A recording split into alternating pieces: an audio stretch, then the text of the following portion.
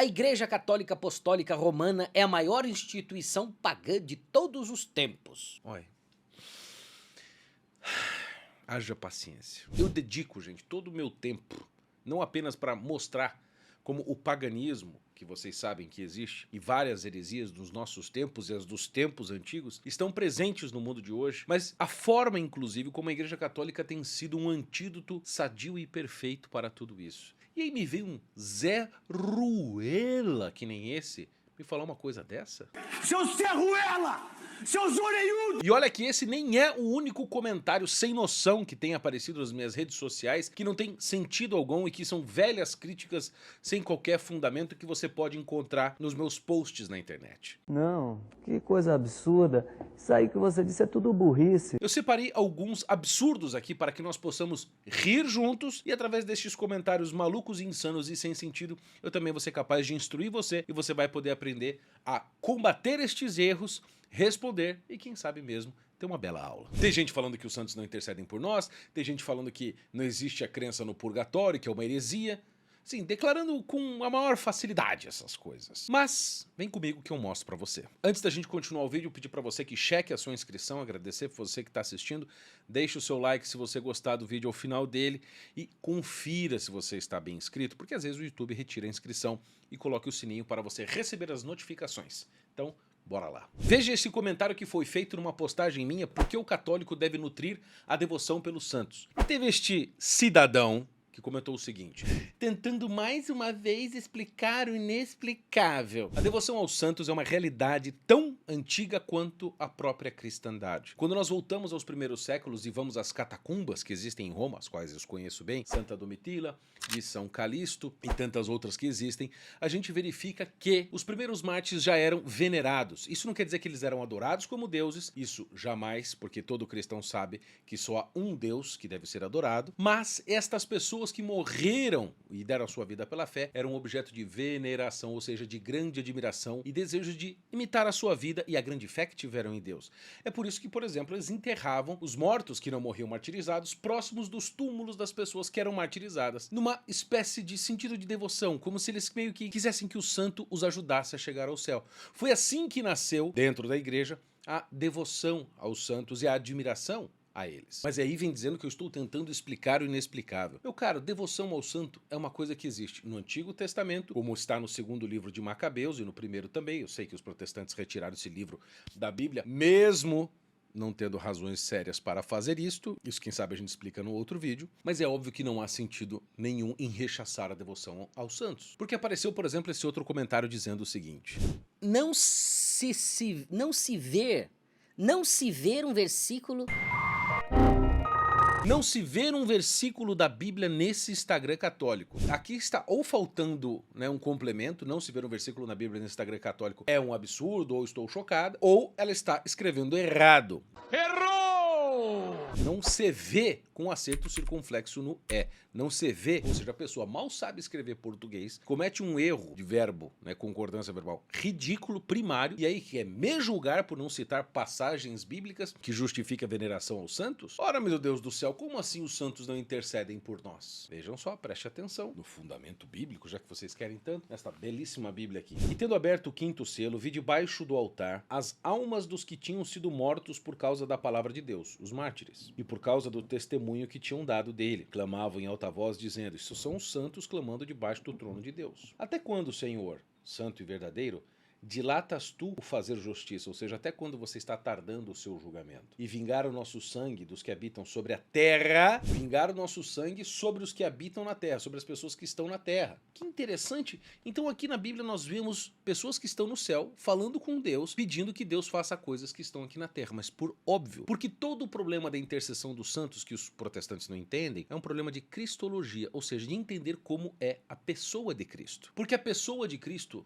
é uma pessoa mística, tem o cabeça que é Cristo e o corpo é a sua igreja. Esta igreja não está apenas neste mundo, ela está neste mundo e no além-mundo, porque Deus, como diz Jesus, não é Deus dos mortos, senão dos vivos. Quem morre em Cristo está vivo, o próprio Cristo disse isso. E então, as pessoas que estão mortas em Cristo não estão mortas, elas estão vivas com Jesus. São os santos, como chama aqui o o livro do Apocalipse, como a Bíblia cansa de chamar. E essas pessoas permanecem no corpo da igreja, permanecem na intimidade com Cristo, ainda uma maior intimidade que nós temos, e são essas pessoas, senhor Cairo Mota, que intercedem por nós, que rezam por nós, porque elas fazem parte do mesmo corpo que nós fazemos. Qual o problema delas rezar? Nós não estamos invocando pessoas mortas porque elas não estão mortas, meu Deus do céu. Elas só estão sem o corpo, mas isso é uma coisa que Deus vai dar no futuro. Mas elas estão em perfeita comunhão com Deus e podem muito melhor interceder por nós. Mas Bernardo, por que só há um mediador? Aquela palhaçada. A gente já vai ver isso pra frente. Vai ser incrível o dia que vocês começarem a ler e obedecer a palavra de Deus, a Bíblia, e não mais as cartilhas do catolicismo. Dona Cirlei, com todo respeito à senhora, apesar da senhora estar fazendo um comentário maldoso desse aqui, este livro que a senhora carrega, cujo seu Papa, o Lutero, arrancou 7 livros, que a igreja por 1500 anos trabalhou com esta Bíblia aqui, inclusive os apóstolos trabalharam com o Novo Testamento Católico. Esta Bíblia que a senhora está pedindo para nós lermos foi promulgada e oficializada pela Igreja Católica. Até a chegada do Papa Dámaso no final do século IV, portanto lá pelos anos 390, não existia Bíblia oficializada. Existia um punhado de escrituras, verdadeiras e falsas, que circulavam entre o povo cristão, e existiam várias listas de cânons, ou seja, de livros que os santos, os outros até papas e doutores achavam que fazia parte das escrituras inspiradas, como tinha no Antigo Testamento, mas ninguém sabia, ninguém tinha decidido isso. E como é que foi decidido os livros do Antigo e os livros do Novo Testamento, que da Bíblia protestante é igual da Bíblia católica, os 27 livros? Foi decidido pela Igreja Católica. Foi ela que os guardou, foi ela que decidiu que eram estes livros e foi ela que espalhou isto pelo mundo. Portanto, a cartilha do catolicismo é a Bíblia e também a tradição.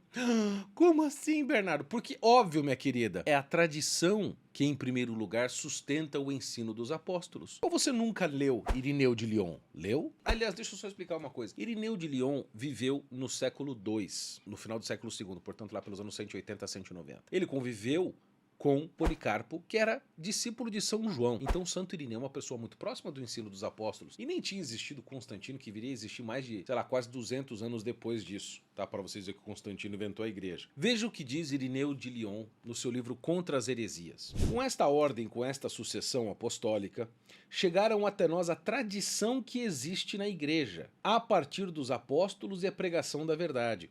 Esta é a prova mais completa de que é una e única a fé vivificante dos apóstolos, que foi conservada e transmitida na verdade. Ou seja, a fé foi transmitida pelos apóstolos e sustentada pelos apóstolos e pelos bispos, os seus sucessores. Portanto, a verdade da igreja está na tradição. E a Bíblia é a consagração de tudo isso, porque quem escreveu a Bíblia foram membros da igreja. Então, a correta interpretação e a tradição que gerou a Bíblia e depois definiu quais os livros que estão ali dentro foi a Igreja Católica. Então, cartilhas do catolicismo são as cartilhas da fé que você acredita, em suma. Você pode negar uma coisa ou outra, mas em suma o coração da sua fé cristã adveio de todos os bispos da fé católica que preservaram para que você depois cuspisse na cara deles. E aí veio depois esse senhor aqui, Ivan. Eu fico de cara, um ser tão inteligente e articulado propagando uma heresia. Qual heresia? Da devoção dos santos? Meu Deus do céu, por que é uma heresia? Bom, se eu já expliquei que é bíblico e lógico, por que é uma heresia? Aliás, Ivan, quem o elegeu para definir que é uma heresia? A partir de qual dogma, verdade de fé que você definiu, eu sou um herege? Aliás, por que você está dizendo que isso é uma heresia? Você por acaso é um papa? Você é dono do magistério? Ou você é a única pessoa que sabe interpretar as escrituras e é o legítimo e único intérprete da verdade? Que existem milhares de interpretações diferentes da Bíblia, senão não existiria tantas divisões protestantes, tantas denominações que divergem na maioria das coisas entre si. Não existiriam os ortodoxos, nem os anglicanos e nem tantas outras pessoas que entraram em cisma com a Igreja de Cristo. Agora, por que você tem o direito de dizer que é heresia? Com que autoridade você fala isso? Você não tem autoridade alguma. Eu não reconheço você. Aliás, é a minha livre interpretação. Ou não é assim que pregava Lutero? Jus Niklevitz.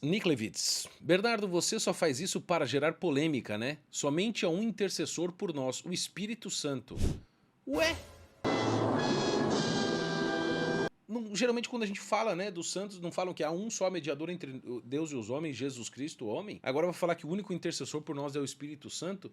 Eu já não tô entendendo nada. Do mesmo livro da Bíblia vocês tiram que é Jesus Cristo o único intercessor e agora vocês dizem que é o Espírito Santo. Vocês precisam chegar num acordo entre vocês. Percebe as interpretações divergentes que existem? Então assim, antes de vocês criticarem a nós católicos que temos uma doutrina una, cheguem num acordo entre vocês. Porque é óbvio que o Espírito Santo é por nós um intercessor, mas é justamente este Espírito Santo que também anima a sua igreja para interceder por ela mesma. Veja, porque senão, qual o sentido de vocês protestantes, eu já fui um por um bom tempo, pedirem oração de um para o outro? Irmão, reza por mim, o pastor vem lá botar a mão, o pastor faz oração pela igreja. Por que isso? Por que vocês pedem intercessão de homens se há um só mediador e em intercessão por vocês, ou então o Espírito Santo? Decidam-se. Ryan 3003, o cara acredita mesmo no purgatório? É porque eu fiz uma postagem sobre como os católicos devem viver o dia dos finados. Eu não sei por que as pessoas vão lá no meu post sobre um dia de finados, que é um dia católico, que todo protestante aproveita a folga, pra vir reclamar pra mim. Tipo, por quê? E é desse jeito, é mesmo, é porque é mesmo. Mas tudo bem, vamos lá, vamos ver um texto bíblico, tá? Vocês gostam tanto de Bíblia, né, cara? Eu também gosto. Se vocês forem no capítulo 5 do Evangelho de São Mateus, lá no Sermão da Montanha, logo depois que ele fala das bem-aventuranças, Jesus Cristo vai dizendo: não matarás, a quem matar será condenado ao juízo, pois eu digo que todo aquele que se irar contra o seu irmão vai ser condenado, etc. Ele vai dando uma monte de coisa. E ele diz, se você chamar o teu irmão, né, de raca, que é imbecil, retardado, você vai ter que prestar atenção no que Jesus diz, porque ele diz o seguinte: se você vai fazer sua oferta diante do altar e se lembrares aí que teu irmão tem alguma coisa contra ti, deixa a tua oferta, vai reconciliar com o teu irmão e depois tu vai fazer a tua oferta. Acomoda-te sem demora com o teu adversário, ou seja, resolva o seu problema com o seu irmão, enquanto estás em caminho com ele, ou seja, enquanto você está vivo, para que não suceda que o adversário te entregue ao juiz, o juiz te entregue ao seu ministro e seja posto em prisão. Prisão é um lugar de onde você dá para sair, né? E em verdade te digo, diz Jesus, não sairás de lá antes de ter pago o último quadrante, ou seja, antes de você ter saudado a sua vida. Então é para você resolver estas pequenas intrigas humanas que você tem na Terra com o seu amigo aqui, porque senão você vai ter que resolver numa próxima vida. Mas não pode ter intriga no céu, não pode ter desavença no céu. Então o que é? É esse estágio que pode ser intermediário para alguns ou não, que é o purgatório. O purgatório não é uma segunda chance, o purgatório é para você pagar as penas temporais dos seus pecados que não foram resolvidos aqui. Você paga no purgatório se você morrer em estado de graça. E depois que você estar em perfeita caridade com Deus e pagar suas penas temporais, você vai para o céu. No céu tem pão e morreu. Agora, isto aqui que Jesus está explicando é exatamente a doutrina do purgatório. É ele que está ensinando. Você entra, paga e sai. Sai pra onde? Pra vida eterna depois que você morrer. Você vai ser preso e vai ter que pagar o último centavo. Ou seja, vai ter que resolver o seu problema com o seu irmão, com esse problema de capacidade de perdoar, lá no purgatório. Tem versículo bíblico mais claro do que esse? Tem vários outros, mas este é um que basta. Aliás, me dê uma outra interpretação melhor do que essa. Ah, e vem o Ivan de novo. Nossa senhora, lá vai. Oi, sumido. Saudade do que a gente nunca viveu antes, hein? Não é possível. Jesus, vem cá, dá uma olhadinha nessa heresia aqui, tá demais. Ah, eu não vou nem responder. Eu não estou suportando mais. Heresia está na Bíblia. Deixai os mortos em paz. Toda tradição é superior à Bíblia, né, Bernardo? Mas, meu querido, eu acabei de explicar. A doutrina do purgatório não está acima da Bíblia.